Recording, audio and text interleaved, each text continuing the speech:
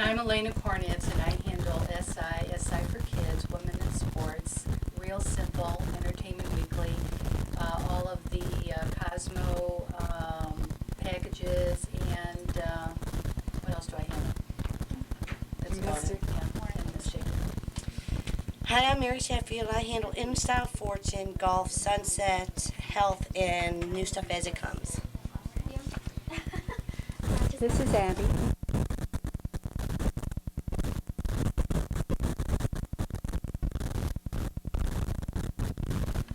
Hi, I'm Abby Garcia, and I handle all of the National Geographic titles. Hi, I'm Heather Rader. I handle all the SBC titles, Martha Stewart Living, and weddings. Hi, I'm Jenny Jones. I handle all the people titles, all the types titles, money, mutual funds, business 2.0, CompuServe, Gateway, all the direct mail, Fortune SIP, Field and Stream.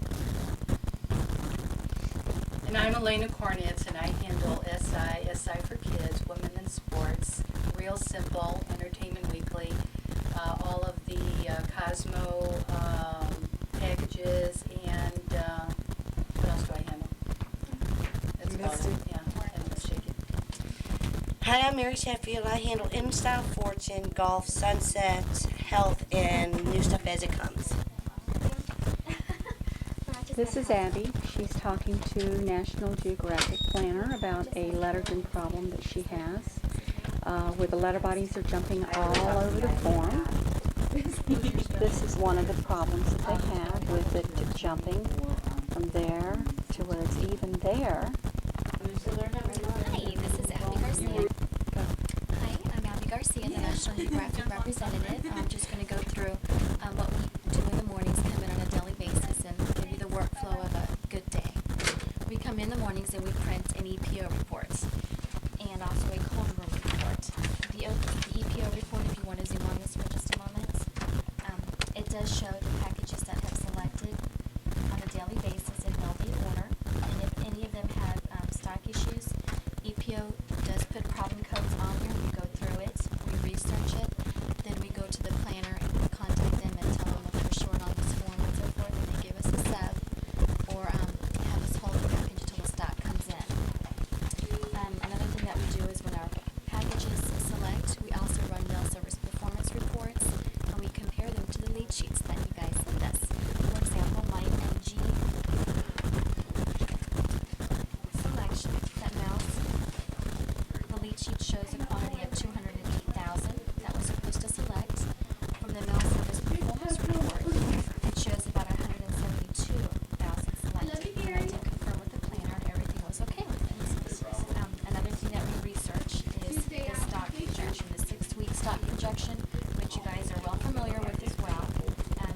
It shows what possible stock issues there are going to be, what AutoTrack shows the quantity that we have on hand, when the package selects, when it mails, and the quantity that we're going to need, and if we're going to be short, it shows us.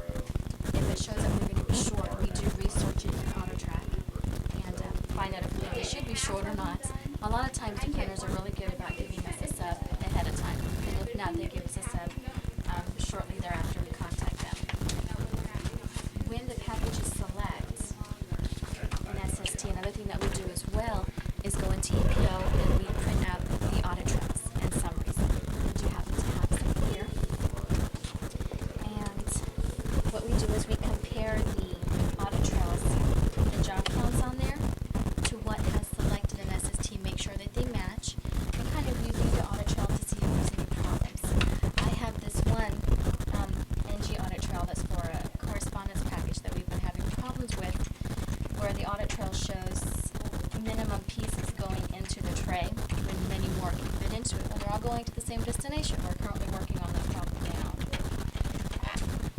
Another thing that we do as well is when the packages select an SST and the packages are printed and prepped in our prep department, the job sheets print up, and on the job sheets it does have all the basic information that is necessary to process the package.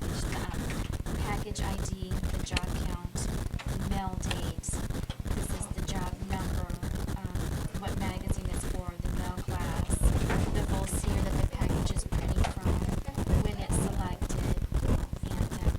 special instructions that the planners put in there. That is printed up as well. This package, for example, it was supposed to mail first class pre-sort, and in the special instructions it says to stamp over the indicia. And so we did that, and we're going to make the adjustment to the full rates. I'm going to put an 80-cent stamp on these. Oh, as we go through these, when we have mail cost changes, we do have to change them in the system in SST to reflect rate card, so that we can bill the customer appropriately for these packages. Another thing, when you guys order stock for us, when we receive it in, we get these receivers, and this is how they come to us.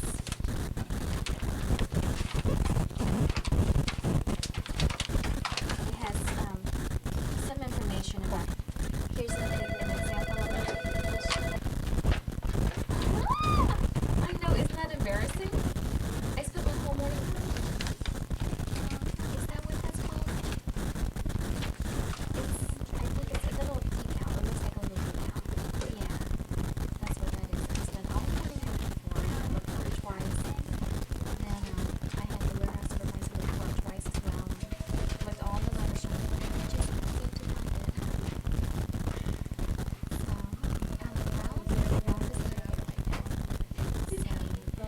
And we're only short 1,500 pieces, so maybe you're calling me, you want to know me that, or just mail.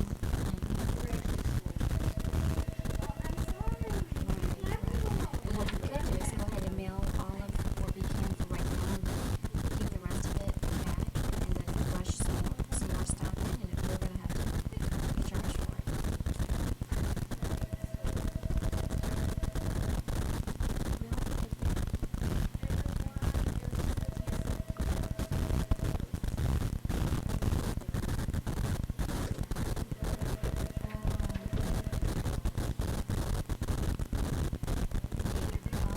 I'll try to find out when Rob is coming back and see if he has any suggestions.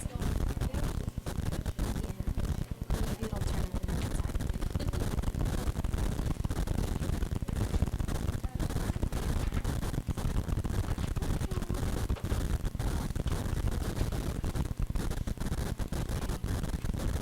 Okay. Alright, thanks. Bye. A wonderful stock issue.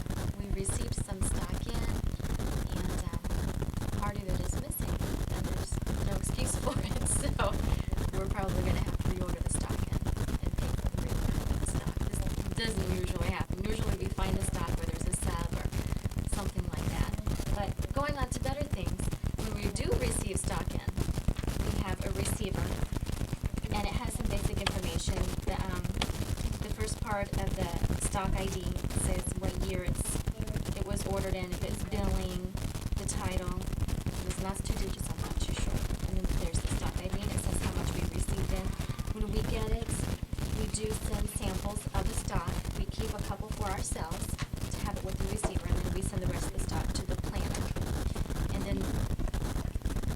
And then we also check the quantity that we received in against AutoTrack. And if there's any discrepancy, we let receiving know right away.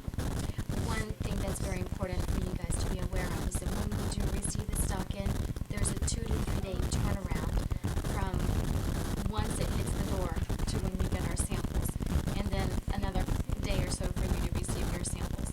When it's received in the system in TIFFs, it shows closed in TIFFs, and then about another couple hours later it shows received and AutoTrack, and then you can tell an AutoTrack on the 3-2 screen when you look at the location and the quantity that's allocated, that quantity matches. It's an RC location. That means we just received it in, and that should be put away within the next couple of days. If you guys ever need the stock to be put away right away, call us or email us, and we can do a hot sheet. That tells receiving that as soon as it hits the door, as soon as it's closed in TIFFs, it gets put away that same day, sometimes within a couple hours. Okay. Something else you guys might want to keep in mind is when you're placing half orders, to make the due date a couple of days earlier, because everybody else has their stock coming in, and that can be conflicting. We need it to be put away as soon as possible. Well, that's pretty much the issues that I have. Carol's going to go in and take you on to know the rep. Ready? Hi, I'm Heather again, and I'm going to talk. Hi, I'm Heather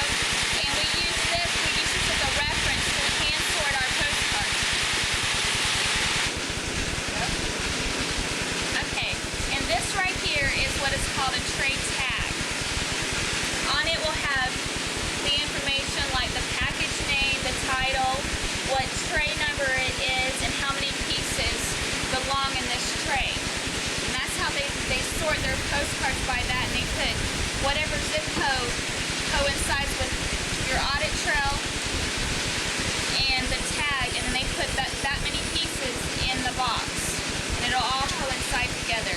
That's why it's so important to have that tray number and the bot mark on there, because it helps the versatile sort the package. And right now, because this job we ran out of stock on it, we are going to have to mail it short like 1,900 pieces.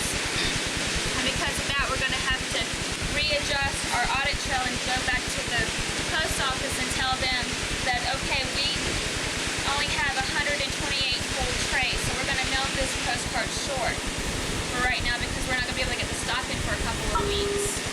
This is Ricardo. He's one of the supervisors here in Freeport.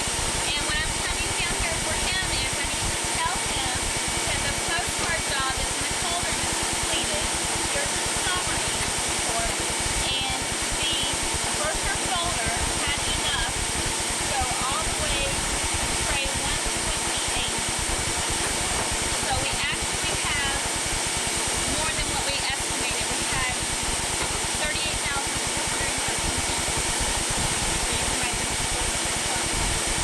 Okay? This is Ricardo again, and he's the person that you have to go through to get anything mailed in here. He'll tell me no, no, no, no, no, all day long. Not all day. Most of the day. Most of the day. It's a good example.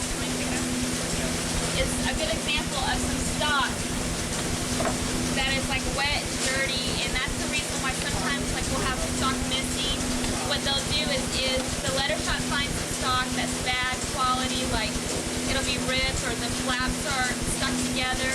They'll go and they'll put it all on a pallet and they'll log it, and then once a month or so, us reps will come out here, one of us, and we'll grab some of it, see how much of it has been spoiled, and then we are supposed to send an email to the planner letting them know that we are going to throw this much stock away because it's bad.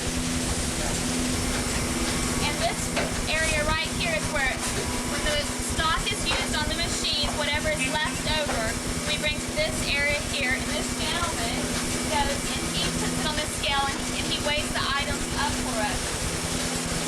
Hello? He gives us all of our counts for our stock, and then from here, it's taken out into the warehouse in the area that we call returns. We take the stock out there, and then the material handler will pick it up from there and put it away back into the warehouse after all done. This right here is the part of the warehouse that we put all of our returns at from the letter shop. And here, it'll have like the item number and the counts on here. So when I open this box, I should have OG89C3 in the box, and there should be 80 pieces here. And from here, there's like tons of pallets all through here of returns. They use the first like 3 aisles of the warehouse here to put the returns in. And then whenever the material handler comes by, they'll pick up a pallet and then they return it into the nearest location in the warehouse. Because the stock has not been put away yet, this stock is not in auto track. It's still showing that it was picked and sent to the letter shop. The letter shop used what they needed to fulfill the package, and then what was left over comes here. So this stock is sitting in returns. It is not part of the warehouse yet. It's not in auto track, so it's not counted. If we're missing an item, we come here to look for it, as well as the letter shop to see if it's, sitting around. Sometimes things will get misplaced or set to the side. We'll find stock in there, but we always have to check returns to see if the stock item is here. A lot of times we'll find missing stock in the returns area. Okay, and I'm going to show, okay, this is an example of what Heather is talking about. See all the returns there? That is all in transition, waiting to be put away. And as you can see, there's many aisles like this that whenever they're looking for stock, they have to go through here, and each little box has an ID on it and the quantity on it, as Heather stated. So sometimes whenever they're looking for something, maybe to finish a package of 50 pieces, they have to come out here and look just to make sure, because the planner has stated that there should have been enough stock and the reps research also shows that there should have been more stock.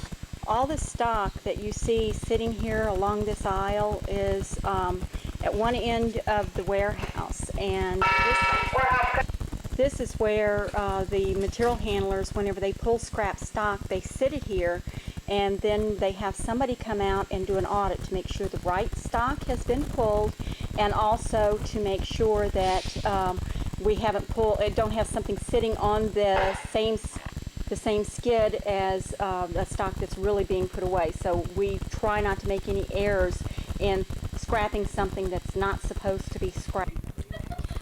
One of the main things that we deal with as reps are stock problems, and we have one right now that we're actually having an unusual solution to.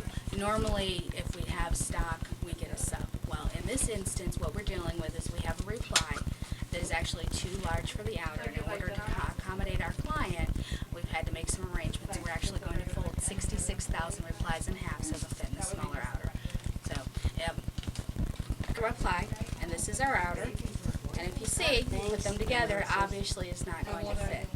So, what we're going to do is we're going to go to the cold room, where it's pretty loud, and we'll show you what all is involved with folding these. We're going to use this machine to fold all the replies. What happens though is it does fold them rather slowly. It's faster than doing it by hand. But in order to fold 66,000 pieces, it's going to take us approximately 3 days. So set them here, and as they come out, fold it like this. We then actually are going to have to take them to the letter shop, and it's still going to have to be inserted into the package.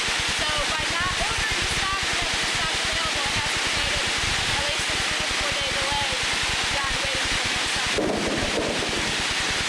And as you can see, they have quite a large pallet here of stock that they need to fold to accommodate the client and to meet the mail date. So this is what they're doing to work with them in their situation.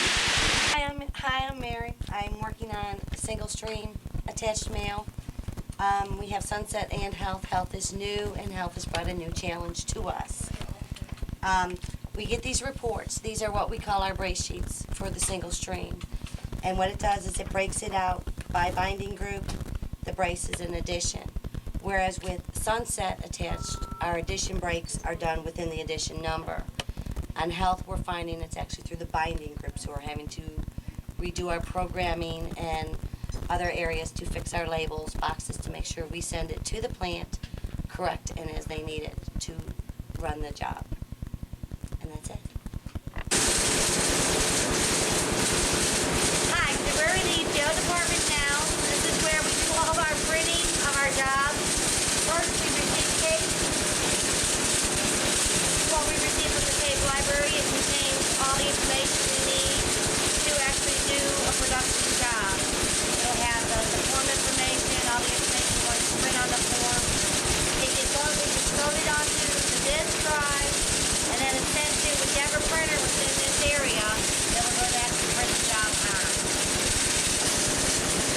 This is our Xerox printer. This is where our postcards are printed. We do duplex printing on the Xerox machine. This is where our reports are generated. This is one of our laser printers. In EPO, they print with toner. We do not use ink. As you can see, the paper's coming up and through, and this is where all the information is being put onto the paper. This is our prep department. After all jobs are printed, they come here. Here the operator will print out the job sheet. They'll schedule the job to wherever it's going to go into the letter shop. This is where we verify if we have enough stock for insertion. If not, this is where it goes on hold. And here they send it to the cold room, and they do the prepping of the paper for the letter shop. This is the cold room. This is where they burst and fold all the forms before it goes to the letter shop for insertion. What they do is put it on a stacker like this and then pin feed it through the machine, and then the machine will cut it in half, take the pin feed off, fold it in the process, and then the end result looks like what you're seeing right here. And then they put it onto an A-frame, and then whenever they're finished, they put it onto an A-frame, and then they attach the job sheet to one end of the job so that the letter shop knows what components go into the envelope, the outer. This is like a staging area where they have work sitting in the cold room that needs to be processed. And what they've done is they've attached little batch tickets to the outside of it so that they know what batch it is and they can keep track of it. All of the Sabal just about is base plus work, so they use this to track their information. They also use it to order the stock with, and anytime anybody wants to research the job, they have a batch number to look at. This is one of the aisles. This is one of the aisles in the warehouse, and all the stock comes in with labels on the end that is identified by various information, you know, such as the year, the ID of the magazine, whether it's a form or not. It's got barcodes on it, and it has like a date code. It's got the vendor, all types of information like that. And the material handler, what he does whenever it's received in, they'll scan the barcode on the stock, and then they'll scan the barcode on the framework of where they're putting it away. That way they're accurate as to where it goes away, is put away, and where the quantity is, and the main stock ID. This is also another staging area that they use. This is waiting to go into the letter shop after it's been burst and folded. They do this for the large jobs that won't fit onto the frames. They'll tray them to keep them in order, and they'll put the job sheet with it, and then whenever it's ready to go to the letter shop closer to the mail date, they'll pull it in there and then they'll insert it, and this method keeps it in order. This is the letter shop facility. Here's where everything gets inserted into the envelope. Right now they're working on some attached mail. With attached mail, the operator must maintain order of the pieces. Every box has a label. The label tells them exactly what pieces are to go into the box. They stack the pallets. There's a certain way that they have to stack the pallets for the plant to make it easier for them to remove it from them. This is where the inserting is happening on the attached mail. This is only a 2-up, meaning it's just a form and a reply going into the outer. As you can see, she has the form here in the bin. She's also set her detection so that the machine knows to only pull one piece. It gets inserted and then it comes out onto a conveyor, and that's where she separates to go into the box. This is the manual mail department. This is where the insertion is done by hand. Any job that's 200 pieces or less is inserted by hand. The operators are responsible for all the components, and metering, and stamping, and sealing the envelopes here prior to moving it to either shipping or to pre-sort. You want to just take a picture of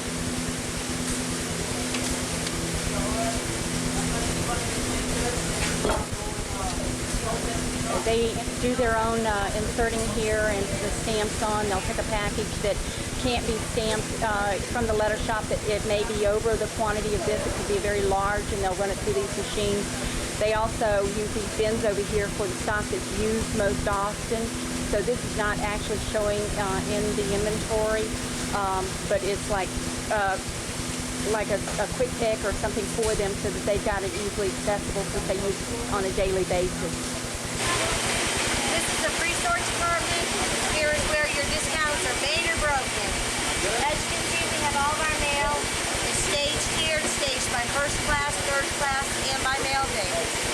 Pre-sort will take all of the mail. They'll commingle it on the machine, prepare it for the post office. They'll do the banding and everything. All the post office has to do is just put it in the stream and it's ready to go.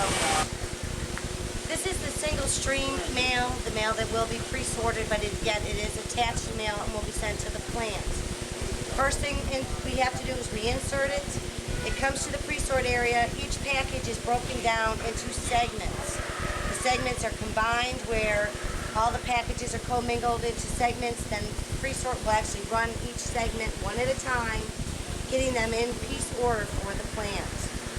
This is an extra process and has caused additional days processing for attached mail. Here's where the mail is begun. Commingling has begun. Then we take all titles, everything that's third class or everything that's first class, regardless of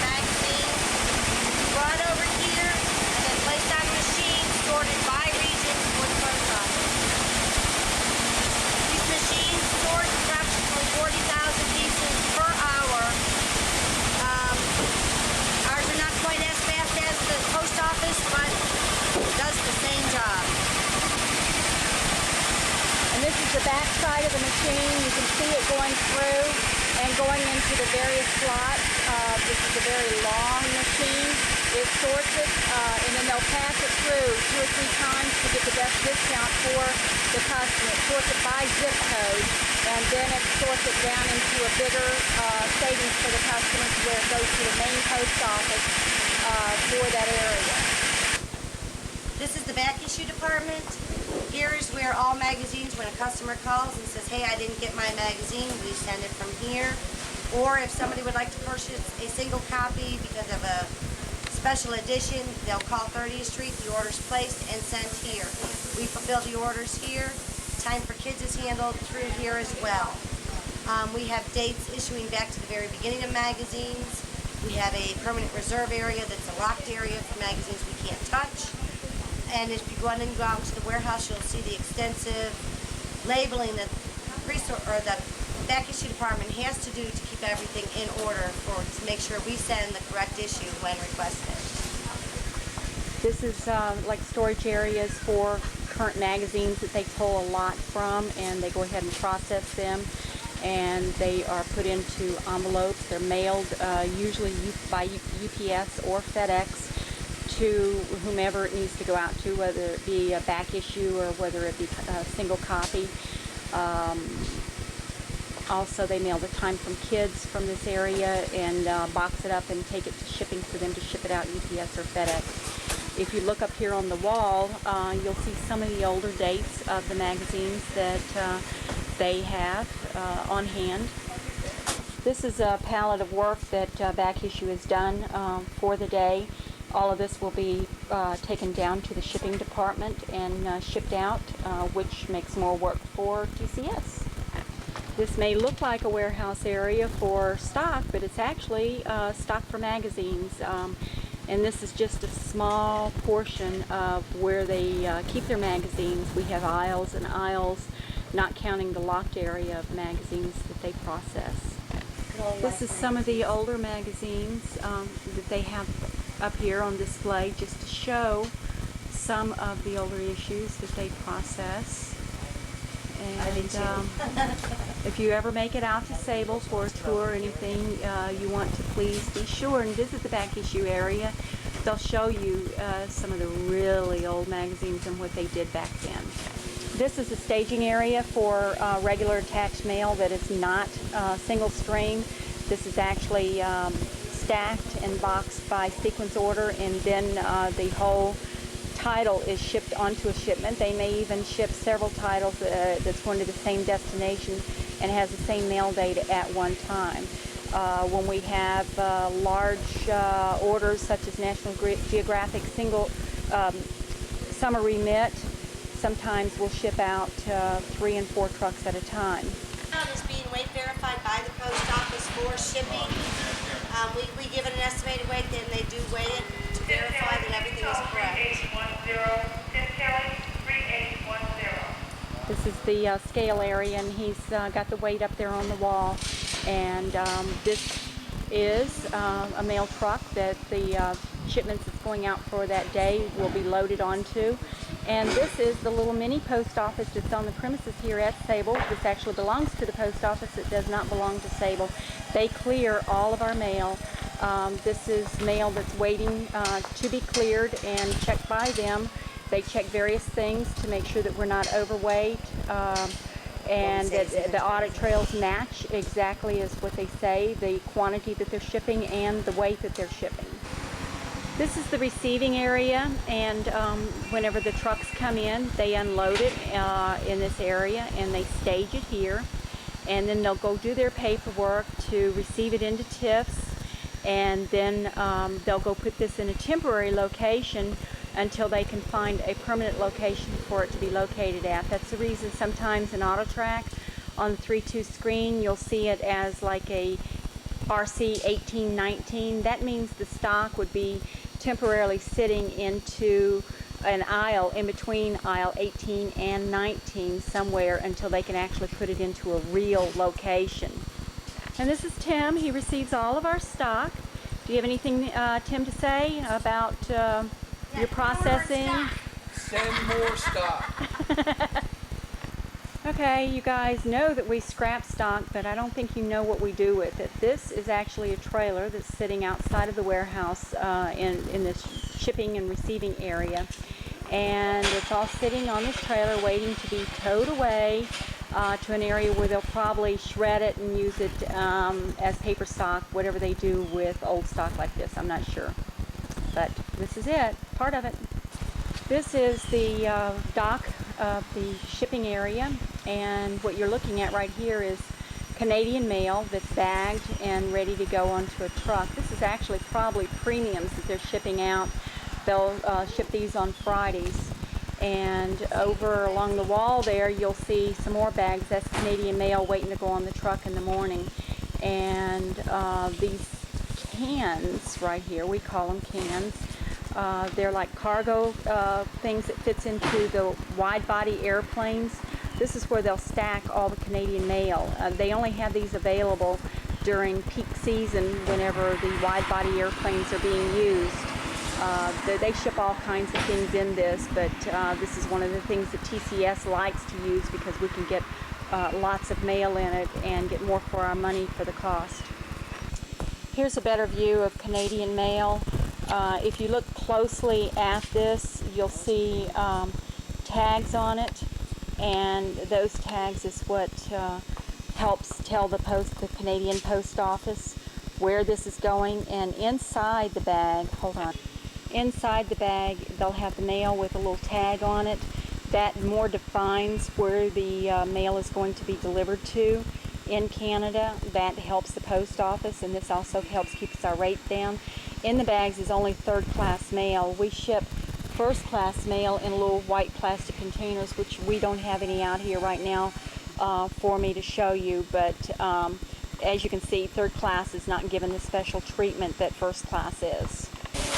This is inside the shipping department, and we have kind of an area cornered off for what we call the postal area. What you see running right here is the labels that's actually shipped to the plant to go on the magazines that doesn't have an attachment. And this is probably Martha Stewart that's running right now. Since I think they're about the only ones that uses this type of method anymore since we're going OMS. What you'll see over here is bins. All of our mail, incoming and outgoing mail, goes into these bins, and the shipping department will ship it to the correct area that it needs to be shipped to. So say for instance you have something going in the SPC packet, it will have an envelope here with a ship ticket on it, and then it will tell them on there that this is shipped FedEx today every Tuesday and Friday. So if you have a delay on something that's going to SPC and you've shipped it inter-office, you'll know why, because they only ship it out 2 days a week, and it takes longer for the client to get it that way. So if you have something that needs priority, you may want to FedEx it directly to the person rather than doing the inter-office packet first. You'll see that they have numerous machines here. These are UPS and FedEx machines that they use to process all the work.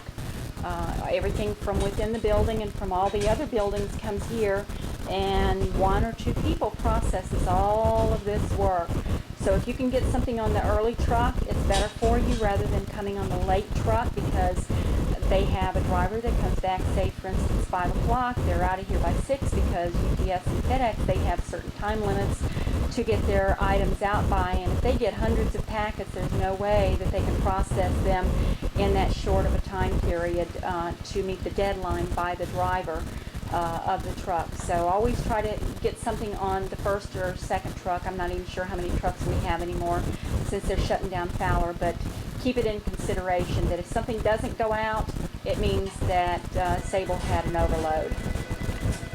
You'll see Mary over here writing on the board, and this is attached mail schedules. They use this to decide how to order the trucks, when it needs to go out, and for them help to save the client money, because maybe they'll have 2 different titles going to the same destination. It'll help them coordinate better and determine what is best for the client and what's the best and cheapest method for this mail to go. Well, this concludes my session at Sabal Park. I hope this has been very informative to you. From me coming from Sabal to Tampa Commons, Tampa Commons has given me a whole different perspective on the whole system of how everything works. So I hope this has been very informative for you and gives you more information as to why Sabal Park asks for certain information or needs certain information. And this concludes it. Thank you, and I'm signing off. Goodbye.